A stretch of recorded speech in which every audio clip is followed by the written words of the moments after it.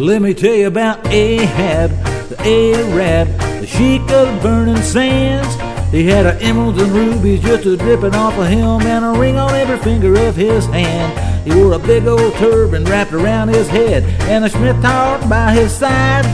And every evening about midnight, he'd jump on his camel named Clyde and ride silently through the night to the Sultan's tent, where he would secretly meet up with Fatima of the Seven Veils, the swingingest #1 dancer in the Sultan's whole harem. Cause like him and her had a thing going on, you know. They'd been carried on for some time now, behind the Sultan's back, and you could hear him talk to his camel as he rode out across the dunes. His voice was cut through the still night desert air, and he'd say,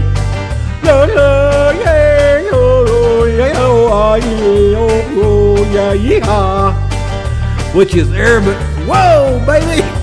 Yeah, it was. And Clyde would say, that's camel talk.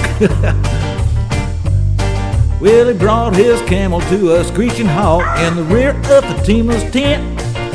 Jumped off Clyde, snuck around the corner, and into the tent he went. There he saw Fatima, lying on a zebra skin rug, with rings on her fingers and bells on her toes, and a bone in her nose. Oh, oh. There she was, friends and neighbors, lying there in all her radiant beauty, eating on a raisin and a grape and an apricot and a pomegranate, a bowl of chitlins, 2 bananas, 3 Hershey bars, and sipping on an RC Cola, listening to her transistor, watching the Grand Ole Opry, and reading Mad Magazine while she sung Does Your Chewing Gum Lose Its Flavor? And Ahab walked up to her and he'd say, kind of like what he said to his camel, but this time it meant, let's twist again like we did last summer, baby. Yeah, and she'd say,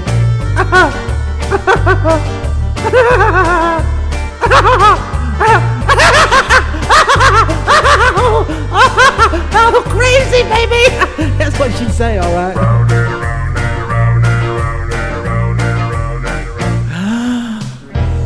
All of a sudden, the Sultan walked in. Arab knew that this was the end.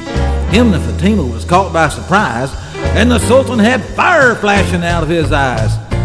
Well, the Sultan charged at Ahab, intending to make a dent in his head. But he fled with Fatima, and out the tent they went. They jumped on Clyde and started to ride, could not cross the sand, with the Sultan's whole army in hot pursuit. On and on they ran. Well, to make a long story short, they got away, because there weren't no animal alive that could keep up with Clyde once he got started, because he was the swiftest steed on the desert, babies. He made it across the border where he hocked all of his rubies and his emeralds, and he bought him a swinging little split-level pad and lived happily ever after. Yeah, and that's a story about Ahab, the Arab, the sheik of the burning sands. Ahab, the Arab, the swinging sheik of the burning sands. Oh yeah,